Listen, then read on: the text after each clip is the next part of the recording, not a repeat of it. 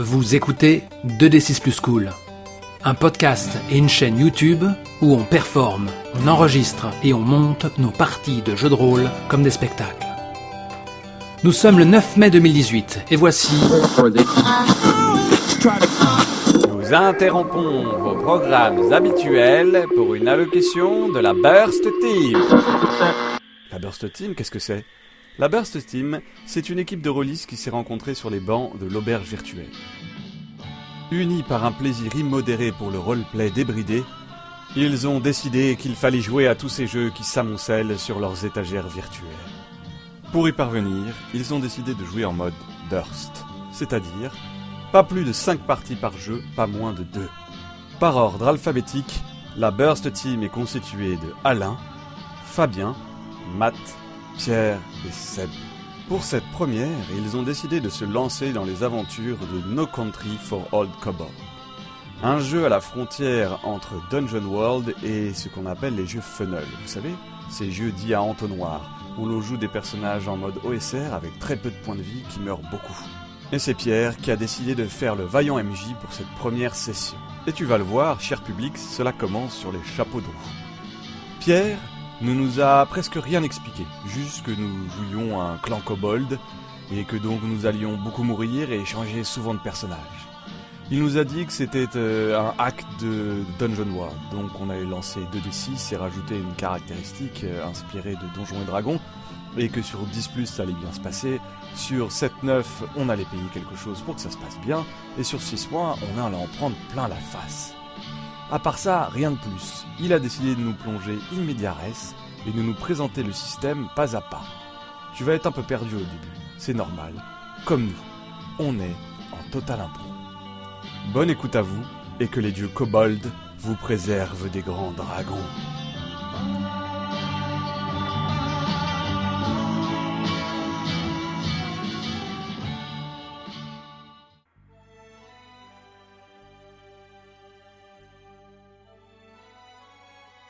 Bienvenue à tous. J'ai pas eu quelque chose de préambule pour vous expliquer un peu à quelle sauce vous allez être mangé. Ce soir, j'ai pour objectif déjà que tout le monde passe un bon moment, en numéro 1. Et en numéro 2, je vais essayer de vous faire découvrir le jeu No Country for Old Kobolds en restant assez proche de la vision de l'auteur. En 3, je dis assez proche parce que je suis un éternel bidouilleur et je peux pas m'empêcher de faire des tests tout le temps, des effets de mise en scène ou de mécanique rigolote. Et donc voilà, vous risquez d'en faire les frais. Afin de corser la séance, je tiens à vous prévenir que c'est la deuxième tentative en tant que MC pour ce jeu et ma deuxième tentative sur un PBTA tout court. Je dis ça parce qu'il se pourrait qu'il y ait un ou deux écarts liés à des bouffées d'enthousiasme MJistique qui pourraient piétiner un ou deux principes de base du PBTA, donc mes excuses par avance. Je serai là pour te flageller. Ah, écoute, ça me fait plaisir. Et bon, comme si les enjeux étaient pas assez hauts, cette partie sera enregistrée dans le but d'humilier publiquement sur 4 générations tous les participants ici présents. Donc pour que ça se passe bien, vous allez oublier tout ça, vous allez vous dire que vous êtes assis à votre table de jeu de rôle préférée habituelle, ouais celle-là, là, la verte avec une chopine où vous buvez habituellement votre truc chaud ou froid, vous êtes entre potes pour découvrir une énième connerie, donc lâchez-vous, laissez libre cours à votre imagination, je suis votre public et vous êtes le mien. Est-ce que tout le monde est prêt ? C'est beau ce que vous dites, chef. Ouais, moi je suis ému aussi, moi. C'est pour ça que j'avais la larme à l'œil, j'ai pas osé interrompre. C'est parti. Ça sent les pieds. Ça aurait pu être pire, remarquez. Ça aurait pu sentir le nombril mal lavé, le chacal mort ou le fromage champignon rance de 3 semaines. Mais non. Là, il s'agit bien d'une odeur omniprésente de pieds.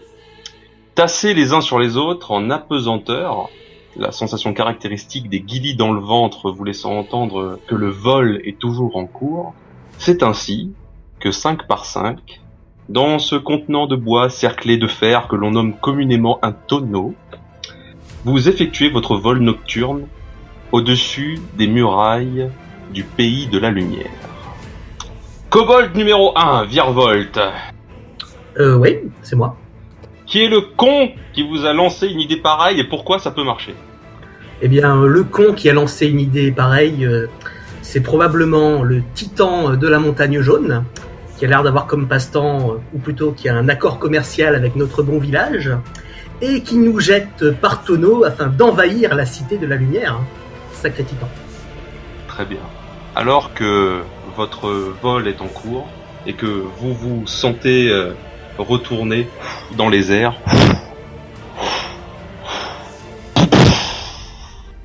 dans un atterrissage fracassant, une multitude de pieds et de griffes sont éjectés dans tous les sens. Tonneau numéro 1, tu vas me lancer un D4. C'est toujours toi. Alors, c'est toujours moi. Je suis le tonneau numéro 1. Très bien. Eh bien, ça fait 1. Votre contenant de bois a explosé sous l'impact. Il semblerait que vous ayez atterri au milieu d'un marché. Il y a encore quelques humains effarés autour de vous et 4 kobolds ont maintenant investi les murs. Mais malheureusement, Kobold aux yeux noirs est écrasé contre le sol. Il semblerait que sa position dans le tonneau ait amorti la chute de vous 4 autres. Il te regarde et te tend une calebasse de cuir. Et dans son dernier souffle, il te dit « L'eau de lumière !» J'attrape sa calebasse avec cérémonie et je lui dédie le petit cri funéraire de ma famille, à savoir un « Aou, aou, aou !» Ne t'inquiète pas, Kobold 1, nous irons chercher l'eau de lumière. Et là-dessus, je me retourne et je commence à ramper sous les étals afin de chercher l'eau de lumière. Prenant ton cri pour un rassemblement, les 4 kobolds survivants se regroupent derrière toi et te suivent. Bon port. Oui. Un peu plus loin, un autre tonneau atterrit. Tu émerges toi aussi. Tu vas me lancer un D4 pour savoir quelles sont les pertes de ton côté. Décidément. Un autre kobold sacrifié. D'autres mots échangés. Tu entends tout autour de toi d'autres tonneaux atterrir. Et naturellement, en suivant ce petit « Aou, aou », vous vous regroupez. Mais vos troupes, maintenant, on commence à atterrir non sans perte dans les murs de ces tarés de la lumière. Et vous avez prévu quelque chose pour retrouver vos armes une fois à l'intérieur. Vous avez bien prévu quelque chose une fois à l'intérieur pour récupérer vos armes. C'était quoi déjà? Bah, c'est qu'elles sentent vraiment pas bon. Donc on comptait y aller à l'odeur en fait. Pour les retrouver. Ouais. Donc quelqu'un les aurait fait passer en paquet dissimulé à l'intérieur. Ouais. Raconte-moi comment tu les retrouves. Eh ben, j'ai l'odorat super développé et en fait, ça se sent très très bien parce qu'on les a enduits de graisse à traire de rats des montagnes et c'est une odeur, tu vois, qui est vraiment typique. Tu vois, c'est ma maman qui prépare ça et en fait, franchement, tu vois, c'est clair que c'est de ce côté-là et c'est dans cette direction. Il y a aucun problème. Hein, elles sont cachées par là, c'est sûr. Vous vous rejoignez, vous vous guidez grâce à votre odorat. Vous retrouvez le paquet emballé et découvrez à l'intérieur des armes et des boucliers pour former votre troupe. L'invasion commence. Kobold 1 lèche la poignée de sa dague avec délice. Ah, ça a le goût de la maison. Ouais, c'est clair. Matt, on vous a mis en garde contre un danger mortel. Peut-être le champion de la région. Qu'est-ce que c'était donc? Les gars, il est où le dragon? Hein? Qu'est-ce que tu racontes? J'ai dit que ils avaient un dragon dans le coin et que quand ils voyaient des gens, ils les mangeaient. Hein?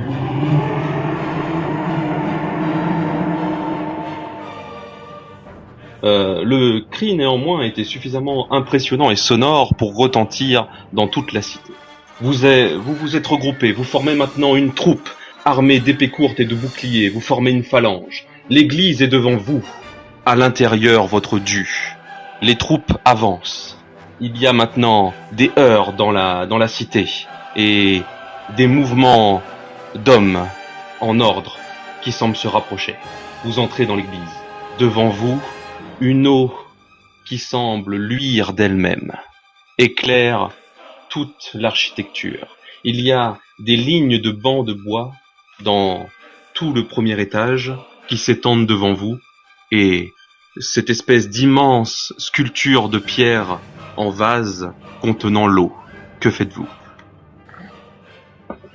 Je sais pas. De toute façon, on est là pour ça. Déjà, elle a l'air propre. J'aimerais bien tremper mon doigt dedans avant d'être sûr que savoir si c'est bien de l'eau de la lumière, tu vois. C'est possible ça ou quoi? Tout à fait.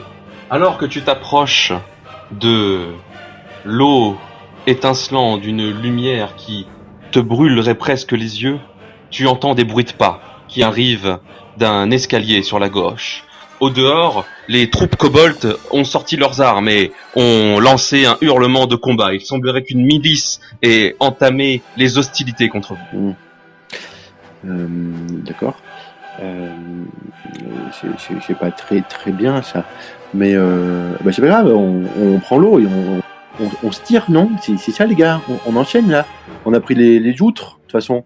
On a pris les outres pour mettre de l'eau dedans, hein, c'est ça? Allez, go. Attends, regarde. Bon, l'eau de lumière c'est bien, mais c'est joli ça aussi là. Hein, regarde. C'est des trucs machin. Non, les vitrailles là. Regarde, les dessins, ils sont jolis. T'as vu? C'est un chevalier avec une épée. Et regarde, il est en train de tuer un kobold. À travers le vitrail, dans les airs au loin, tu vois une forme passer. Un grand cri dans le ciel.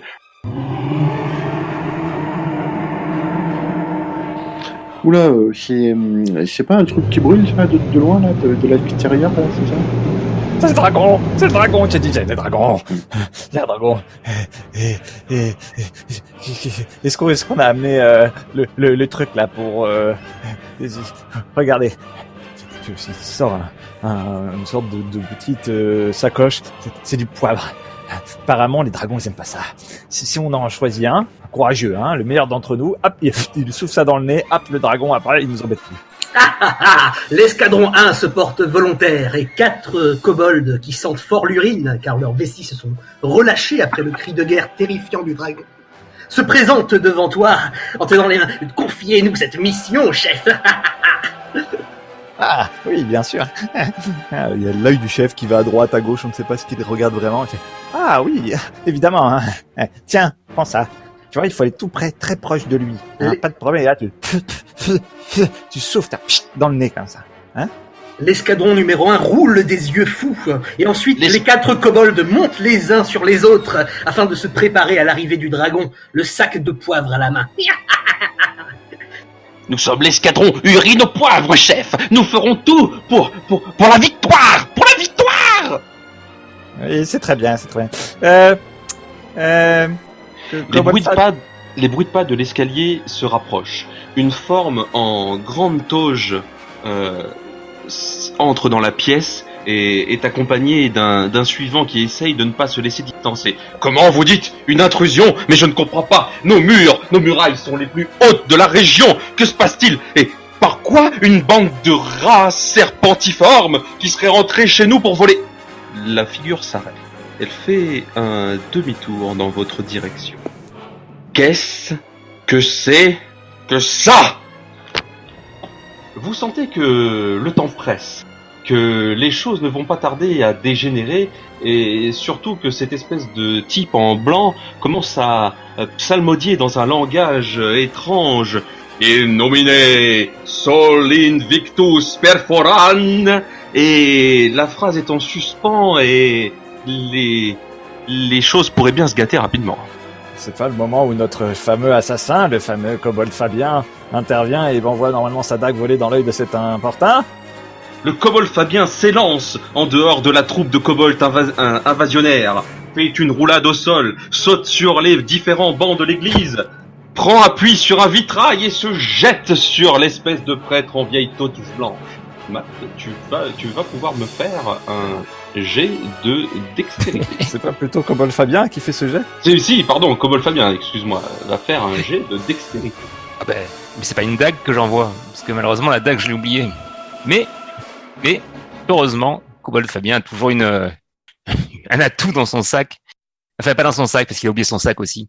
Donc en fait, ce que kobold Fabien a fait, c'est qu'il a enlevé sa culotte.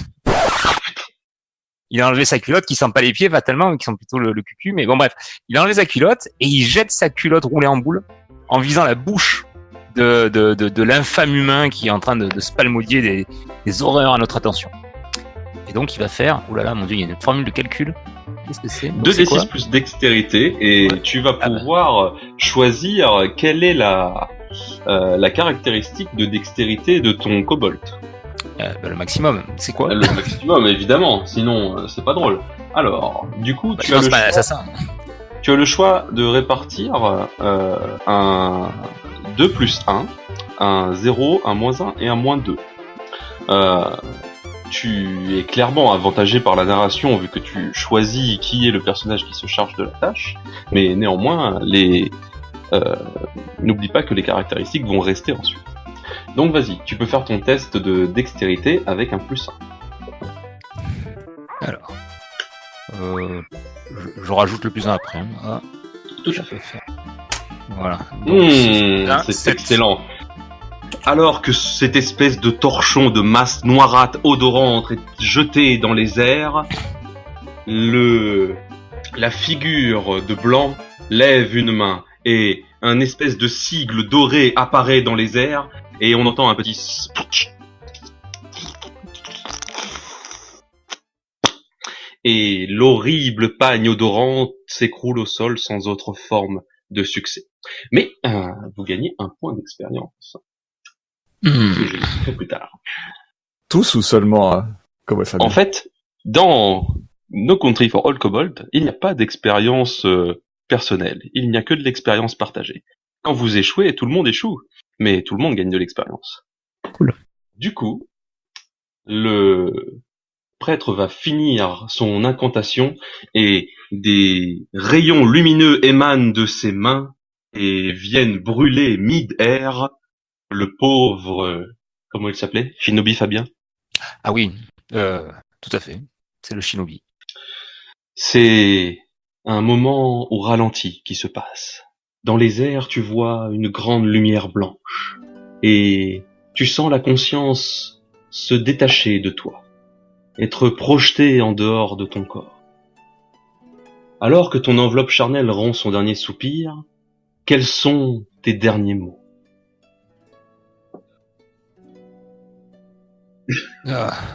Lavez mon froc dans l'eau de son bénitier. Et c'est ainsi que la mort te prend. Tu te sens tout engourdi et comme aspiré vers le ciel. Un bruit de succion insistant commence à se faire entendre.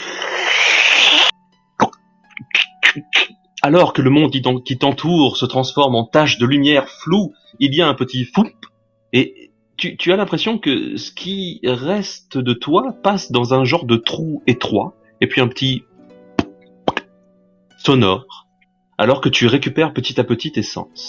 Le plancher est doux, et l'air est frais. Tu entends une voix nasillarde au loin. Hein? Ah! Encore un? Mais puis on peut pas être tranquille ici! Ah! Et un vieux kobold muni d'une longue barbe blanche qui semble se dérouler dans toute la pièce et contribuer à la nature même du sol où tu es assis s'avance vers toi. Il tient en main 2 jetons noirs qu'il te tend d'une manière un peu sèche. Bon ben voilà, les jetons, voilà.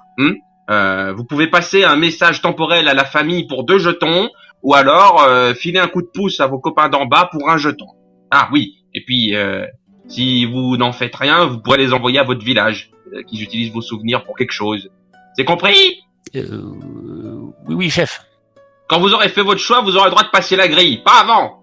Ah, et puis, si vous avez besoin de temps pour décider, vous pouvez rester là aussi longtemps que vous voulez. Hein. Et avant de refaire demi-tour, il te dit, oui, si vous voulez regarder de loin, quelque part là-bas, là, fouillez sous la barbe, il y a de l'eau dans une fontaine, vous devrez pouvoir voir ce qui se passe. Dans la réflexion de la fontaine, Kobold Fabien verra sûrement l'escadron 1, le visage baigné de larmes viriles, qui marche vers son pagne et le passe au bout d'un bâton pour en faire un étendard. L'escadron 1 s'élance vers le prêtre en criant « Pour Kobold Fabien !» et en agitant son pagne tel un drapeau. Pendant ce temps-là, il pourrait observer Le kobold, appelé chef par les autres, en train de se glisser près de Kobold Bonport, lui fait « Dis donc, là, pendant qu'ils sont en train de se battre avec le grand, là, viens. On va voir si on a des trucs à piquer. Là-haut, dans la gougourde. Allez, et on prend mon scarapate. » Bah ouais, c'est clair, on est là pour ça en plus. Bon allez, qu'est-ce qu'on fait là? On y va, ouais. C'est ce que je te dis, tu vas chercher l'eau. Je te regarde. Ouais, bah tiens, moi je voulais la goûter, ça tombe bien, donc j'y vais. Attention, c'est parti, hein. Donc alors là. Ça a l'air très bien, c'est très haut en plus. Allez, go, on y va. Et ben... Donc, le kobold virevolte va faire une manœuvre de distraction pendant que le kobold Bonport et le kobold Mat vont faire une manœuvre de chapardage. Oui. Pour ce faire, tu souhaites plutôt faire une manœuvre d'aide ou d'interférence? Je pense que c'est ça. Allons-y, ouais. On va dire que c'est ça. Ok, alors... Donc, tu peux choisir quel est le score de travail d'équipe de votre village. D'accord.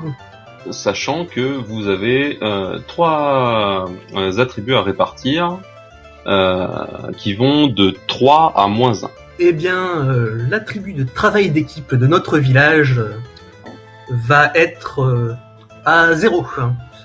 C'est pas très différent de ce que je suis en train d'observer dans la scène en ce moment. Je suis assez d'accord. Donc, vous avez tous la feuille du village. Si vous pouvez la modifier pour ajouter le score choisi pour travail d'équipe, et tu peux faire ton jet à +0. 7. 7. Très bien. La manœuvre de distraction semble fonctionner. Le grand prêtre semble s'éloigner de ce pagne odorant et pousser son acolyte en avant pour qu'il fasse face. D'autres formules magiques sont mentionnées, mais il semble très déstabilisé par l'odeur. Par contre, un autre problème survient. À l'extérieur de l'église, une grande gerbe de flammes traverse les 3 premiers mètres. Il semblerait que l'ami aux écailles rouges vous ait trouvé.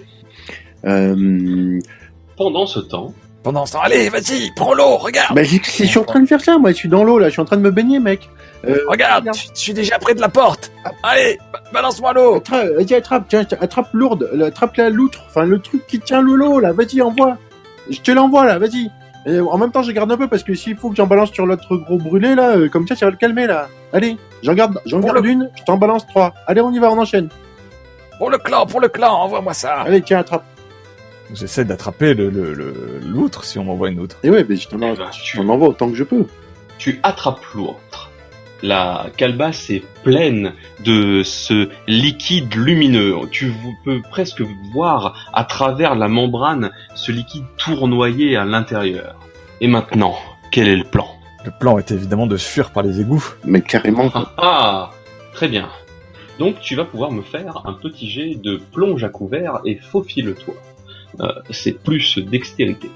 Si tu n'avais pas encore choisi de caractéristiques pour ton kobold, tu as le choix de répartir. Il a plus dextérité. Eh ben très bien. Je te laisse le noter et faire ton jet. Là-haut dans le ciel, tu as l'impression que ça ne se passe pas très bien. Tu sens ces 2 marques noires vibrer entre tes mains, et il y a près de la fontaine des petites encoches où tu pourrais les glisser. Tu peux tu sens que ces jetons te donnent le pouvoir d'intervenir dans n'importe laquelle de ces situations et pourraient bien changer qui en ressort. Mais bon, tu peux aussi juste regarder et puis continuer à te marrer. Non, mais là, ce qui serait marrant quand même, c'est qu'ils arrivent à sortir et se retrouver face au dragon. Donc, je vais miser, je vais mettre les jetons dans le petit jukebox à eau. Alors que tu vois ce pauvre Kobold Mat sortir de l'église par une porte dérobée pour rejoindre les égouts, il tombe nez à nez avec une queue de dragon qui manque de le propulser contre un mur.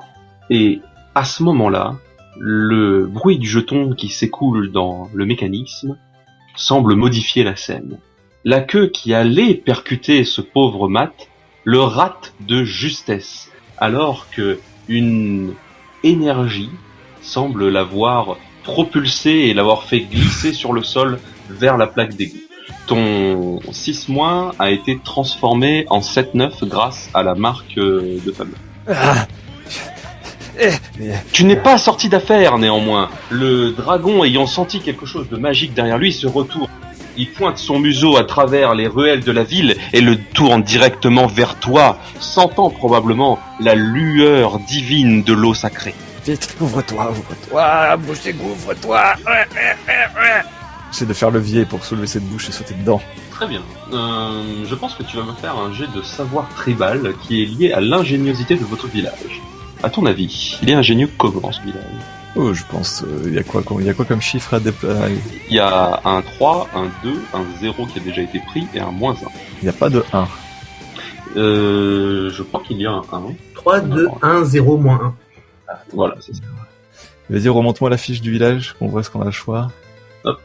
Alors, on a le choix entre robustesse, ingéniosité, travail d'équipe, discrétion, guerre. Je pense que c'est au moins un +2 en ingéniosité. Ouais. Alors vas-y, lance un +2. Je garde le +3 pour autre chose. 9. C'est excellent.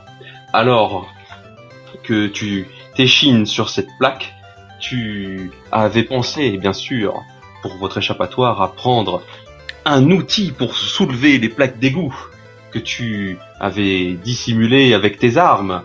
Un os de fémur de nain, très solide. Exactement. Et alors que le bruit caractéristique clunk de la plaque d'égout qui s'ouvre retentit à tes oreilles, tu te précipites dans ce trou, abandonnant tes pauvres compagnons à une mort peut-être certaine. Vous autres compagnons, vous êtes vous êtes 2 kobolds de moins. Votre troupe d'envahisseurs vient d'être cramée et empalée par une milice pleine de lances et pleine de hargnes à l'extérieur. Que faites-vous? Eh ben, on se carapate, quoi. Très bien. Le carapateur va pouvoir me faire un jet de plonge à couvert et faufile-toi. Ouais, il faut qu'il choisisse ma dextérité, c'est ça que tu dis, là. Tout à fait. J'ai fait 9. Eh bien, incroyable. Tu parviens à te faufiler à l'extérieur de l'église. La milice, les groupes de miliciens semblent s'être déployés dans la ville et sont actuellement à votre recherche. Tu vois devant toi la plaque d'égout, votre porte de sortie, qui a été laissée ouverte probablement par Coboltman. Eh ben, je plonge dedans parce qu'elle est déjà ouverte. Voilà. En te faufilant vers la plaque, tu entends « Il est là! Regardez! » Il y a 2 miliciens qui se projettent vers toi, leur pertuisane bien en main et qui essayent de t'embrocher. Que fais-tu? Attention, derrière vous, un dragon qui souffle. Oh là là! Il va me brûler et vous aussi. Tu vas me faire un jet d'esprit et verve. Quand vous mentez ou lorsque vous négociez pour sortir d'une mauvaise situation, sans pour autant offrir quelque chose en retour, vous allez faire un jet d'intelligence. Par contre, je suis très très con. Du coup, j'ai... Tu m'as dit quoi tout à l'heure? -2, c'est ça? Il y a un -2 si tu veux. Ouais, c'est ça, je crois. Donc je vais faire comme ça. J'ai fait 5. Ah ah! Eh bien, alors que tu t'es lancé pour passer... pardon. Je raconte alors que tu finis ta phrase essayant de perturber ces 2 pauvres gardes qui doivent quand même pas avoir grand sou de jugeote dans le cerveau, ils disent « Tu nous auras pas !» et se plongent en avant, étendant leur lance vers toi. Merde. Et c'est à peu près ça. Ah, tu n'es peut-être pas mort. Car les kobolds, bien qu'étant pas très résistants, ont quand même un des 6 plus leur constitution en points de vie.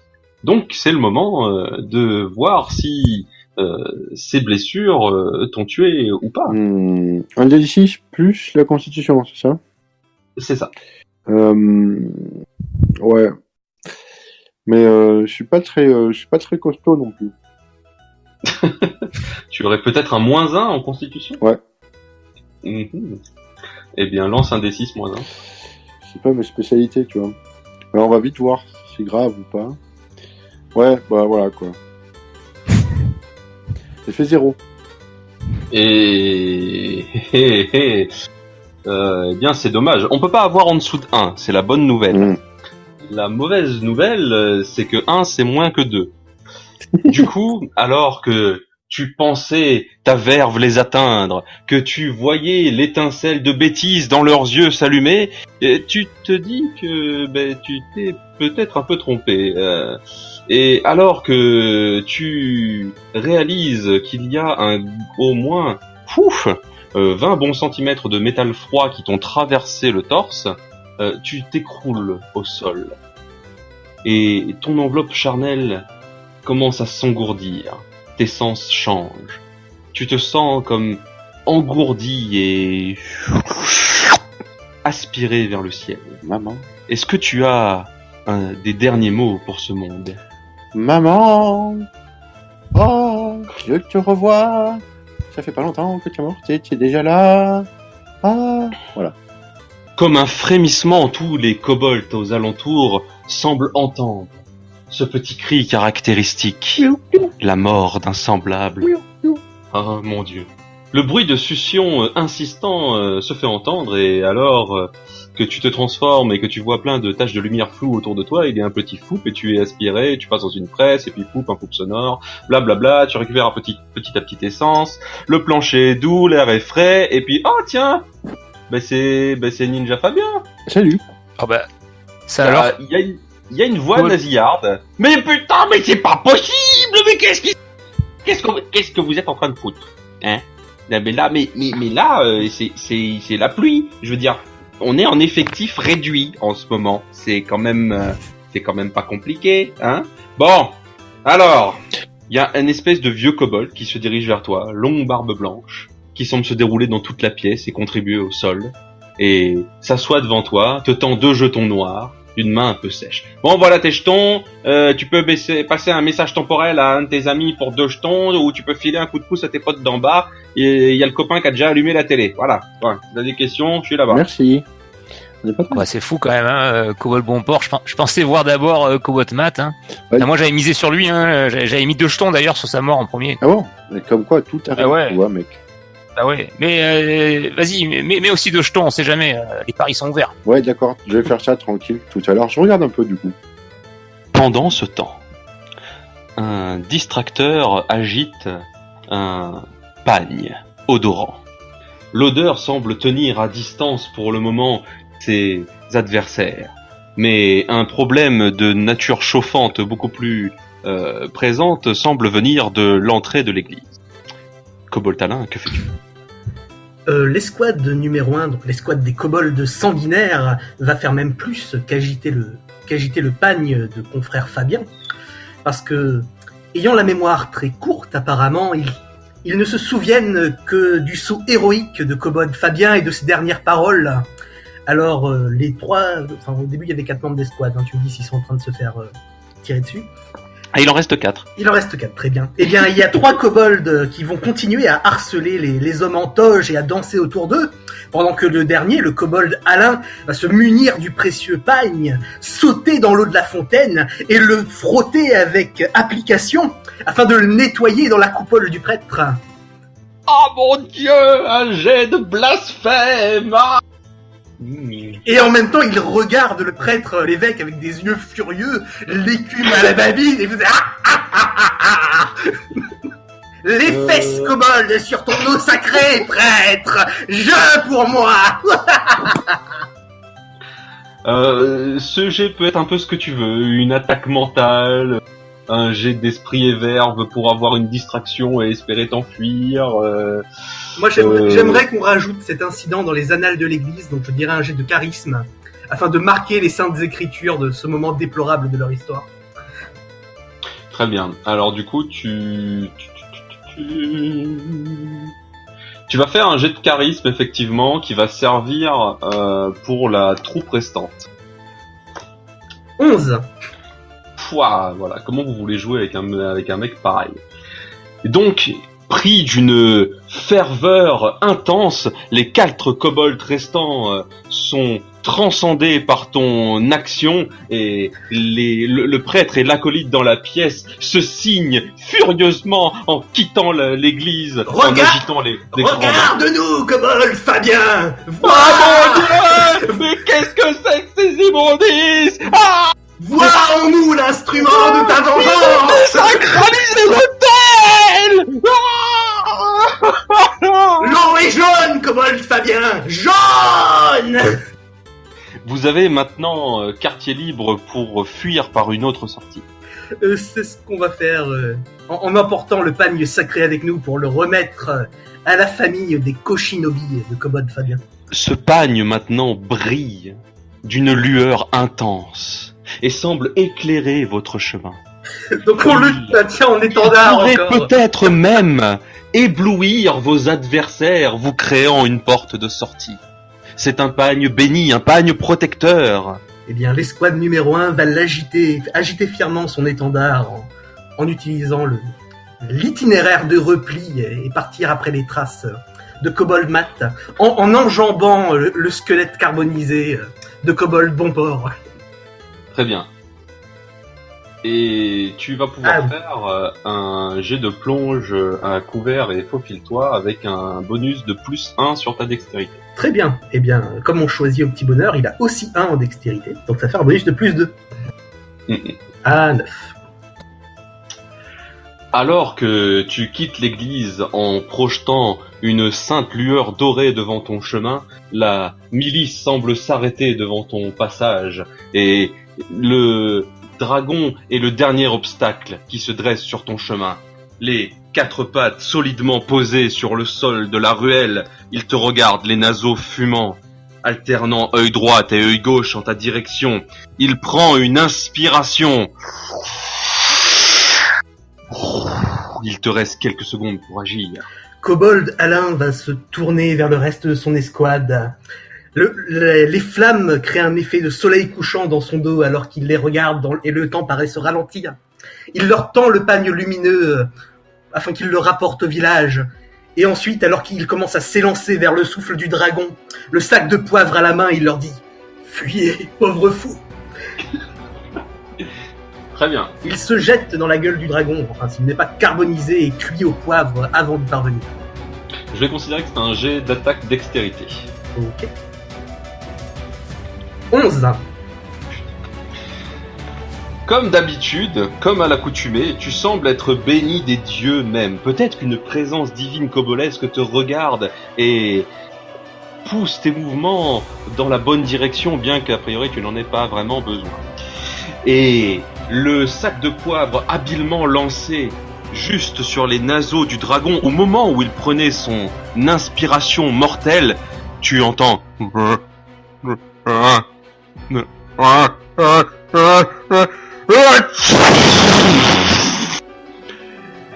Le toit de la ruelle est illuminé de flammes alors que la gerbe de feu incontrôlée inonde les rues. Et le feu se propageant aux alentours crée une panique qui vous servira fort bien de diversion pour la suite des événements. Toi et tes 4 kobolds compagnons atteignez les égouts sains et saufs. Kobold Alain a quand même les sourcils en feu après avoir été projeté par le souffle du dragon et rapatrié en direction de la bouche d'égout.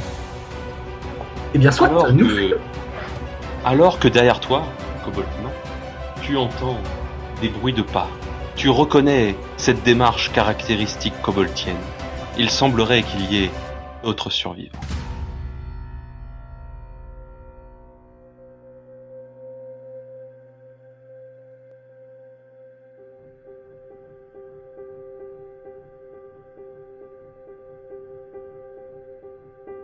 Ainsi se termine notre première partie de No Country for Old Kobold. 2 champions ont survécu. L'eau de lumière est en route pour le village. 2 champions ont succombé. Et une troupe entière s'est sacrifiée pour les besoins du clan. La suite de nos aventures rocambolesques dans le prochain épisode.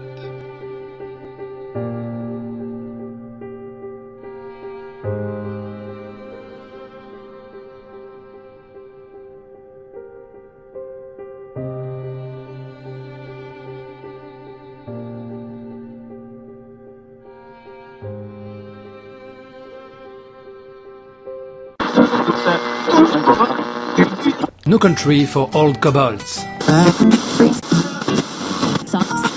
Mais qu'est-ce que c'est que ce bordel ?